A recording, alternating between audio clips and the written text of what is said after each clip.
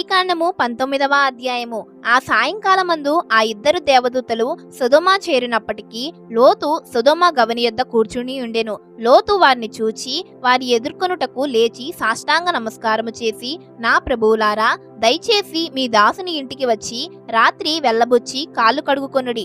మీరు పెందలకడ లేచి మీ త్రోవను వెళ్ళవచ్చునెను. అందుకు వారు, అలాగు కాదు, నడివీధిలో రాత్రి వెళ్ళబుచ్చదమని చెప్పిరి. అయినను అతడు మిక్కిలి బలవంతము చేసినప్పుడు వారు అతని తట్టు తిరిగి అతని ఇంట ప్రవేశించిరి. అతడు వారికి విందు చేసి పొంగని రొట్టెలు కాల్చగా వారు భోజనము చేసిరి. వారు పండుకొనక ముందు ఆ పట్టణస్థులు అనగా సొదొమ మనుషులు, బాలురును, వృద్ధులను, ప్రజలందరూ నలుదిక్కుల నుండి కూడివచ్చి ఆ ఇల్లు చుట్టివేసి లోతును పిలిచి, ఈ రాత్రి నీ యొద్దకు వచ్చిన మనుషులు ఎక్కడా? మేము వారిని కూడినట్లు మా యొద్దకు వారిని వెలుపలకు తీసుకొని రమ్మని అతనితో చెప్పగా, లోతు వెలుపల ద్వారమునొద్దనున్న వారి దగ్గరకు వెళ్లి తన వెనుక తలుపు వేసి, అన్నలారా, ఇంత పాతకము కట్టుకొనకుడి. ఇదిగో, పురుషుని కూడని ఇద్దరు కుమార్తెలు నాకున్నారు. సెలవైతే వారిని మీ యొద్దకు వెలుపలికి తీసుకుని వచ్చేదను. వారిని మీ మనస్సు వచ్చినట్లు చేయుడి. ఈ మనుషులు నా ఇంటి నీడకు వచ్చియున్నారు గనక వారిని మీరేమీ చేయకూడదని చెప్పినప్పుడు వారు, నీవు అవతలికి పొమ్మనిరి. మరియు వారు, వీడెవడో మనలోనికి పరదేశిగా వచ్చి తీర్పరిగా నుండి చూచుచున్నాడు. కాగా వారికంటే నీకు ఎక్కువ కీడు చేసేదమని చెప్పి లోతు అను ఆ మనుషుని మీద దొమ్మిగా పడి తలుపు పగలగొట్టుటకు సమీపించిరి. అయితే ఆ మనుషులు తమ చేతులు చాపి లోతును ఇంటి లోపలికి తమ యుద్ధకు తీసుకొని తలుపు వేసిరి. అప్పుడు వారు పిన్నలు మొదలుకొని పెద్దల వరకు ఆ ఇంటి ద్వారము దగ్గరనున్న వారికి కనుమప్పు కలుగజేయగా వారు ద్వారము కనుగొనలేక విసికిరి. అప్పుడు ఆ మనుషులు లోతుతో, ఇక్కడ నీకు మరి ఎవరున్నారు? నీ అల్లుని, నీ కుమారులను, నీ కుమార్తెలను, ఈ ఊరిలో నీకు కలిగిన వారినందరినీ వెలుపలకు తీసుకుని రమ్ము.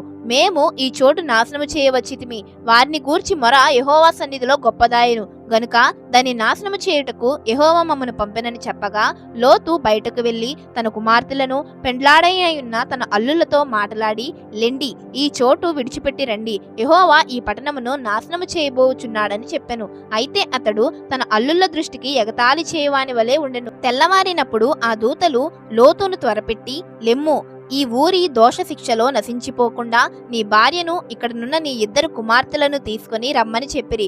అతడు తడువు చేసెను. అప్పుడు అతని మీద యెహోవా కనికరపడుట వలన ఆ మనుషులు అతని చేతిని, అతని భార్య చేతిని, అతని ఇద్దరి కుమార్తెల చేతులను పట్టుకుని వెలుపలకు తీసుకుని వచ్చి ఆ ఊరి బయట ఉంచిరి. ఆ దూతలు వారిని వెలుపలికి తీసుకుని వచ్చిన తరువాత, ఆయన, నీ ప్రాణమును దక్కించుకున్నట్లు పారిపొమ్ము, నీ వెనుకకు చూడకుము. ఈ మైదానములో ఎక్కడనూ నిలువక నీవు నశించిపోకుండా ఆ పర్వతమునకు పారిపొమ్మని చెప్పగా, లోతు, ప్రభువా, అలాగు కాదు, ఇదిగో నీ కటాక్షము నీ దాసుని మీద వచ్చినది. నా ప్రాణము రక్షించుట వలన నీవు నా ఎడల కనపరిచిన నీ కృపను కనపరిచితివి. నేను ఆ పర్వతమునకు తప్పించుకొని పోలేను. ఈ కీడు నాకు సంభవించి చచ్చిపోవుదునేమో. ఇదిగో, పారిపోవుటకు ఈ ఊరు సమీపములో ఉన్నది. అది చిన్నది. నన్నిక్కడికి తప్పించుకొని పోనిమ్ము. అది చిన్నది కదా, నేను బ్రతుకుదునని చెప్పినప్పుడు ఆయన, ఇదిగో, నీవు చెప్పిన ఈ ఊరు నాశనము చేయును. ఈ విషయంలో నీ మనవి అంగీకరించితిని. నీవు త్వరపడి అక్కడికి తప్పించుకొని పొమ్ము. నీవక్కడ చేరు వరకు నేనేమియో చేయలేనెను. అందుచేత ఆ ఊరికి సోయరు అని పేరు పెట్టబడెను. లోతు సోయరుకు వచ్చినప్పుడు ఆ దేశమున సూర్యుడు ఉదయించెను. అప్పుడు యెహోవా సొదొమ మీదను గొమొర్రా మీదను యెహోవా యొద్ద నుండి గంధకమును, అగ్నిని ఆకాశము నుండి కురిపించి ఆ పట్టణములను, ఆ మైదానమంతటిని, ఆ పట్టణములలో నివసించిన వారినందరినీ, నేల మొలకలను నాశనము చేసెను. అయితే లోతు భార్య అతని వెనుక నుండి తిరిగి చూచి ఉప్పు స్తంభమాయెను. తెల్లవారినప్పుడు అబ్రహాము లేచి తాను యెహోవా సన్నిధిని నిలిచిన చోటికి వచ్చి సొదొమ గొమొర్రాల తట్టును, ఆ మైదానపు ప్రదేశపు యావత్తును చూడగా, అదిగో, ఆ ప్రదేశపు పొగ ఆవము పొగవలే లేచుచూ ఉండెను. దేవుడు ఆ మైదానపు పట్టణములను పాడు చేసినప్పుడు దేవుడు అబ్రహామును జ్ఞాపకం చేసుకుని లోతు కాపురమున్న పట్టణములను నాశనము చేసినప్పుడు ఆ నాశనము మధ్యన లోతు నశించకుండా అతని తప్పించెను.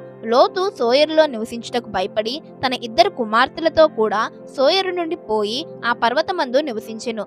అతడును అతని ఇద్దరు కుమార్తెలను ఒక గుహలో నివసించిరి. అట్లుండగా అక్క తన చెల్లెలతో, మన తండ్రి ముసలివాడు, సర్వలోక మర్యాద చొప్పున మనతో పోవుటకు లోకములో ఏ పురుషుడునూ లేడు. మన తండ్రికి ద్రాక్షారసము త్రాగించి అతనితో శయనించి మన తండ్రి వలన సంతానము కలుగు చేసుకుందుము రమ్మని చెప్పెను. ఆ రాత్రి వారు తమ తండ్రికి ద్రాక్షారసము త్రాగించిన తరువాత అతని పెద్ద కుమార్తె లోపలికి వెళ్లి తన తండ్రితో శయనించెను. కాని ఆమె ఎప్పుడు శయనించెనో ఎప్పుడు లేచిపోయినో అతనికి తెలియలేదు. మరునాడు అక్క తన చెల్లెల్ని చూచి, నిన్నటి రాత్రి నా తండ్రితో నేను శయనించి తిని ఈ రాత్రి అతనికి ద్రాక్షారసము త్రాగించిన తరువాత నీవు లోపలికి వెళ్లి అతనితో శయనించుము, అలాగున మన తండ్రి వలన సంతానము కలుగజేసుకుందామని చెప్పెను. ఆ రాత్రియు వారు తమ తండ్రికి ద్రాక్షారసము త్రాగించిరి. అప్పుడు ఆ చిన్నది లేచి అతనితో శయనించెను.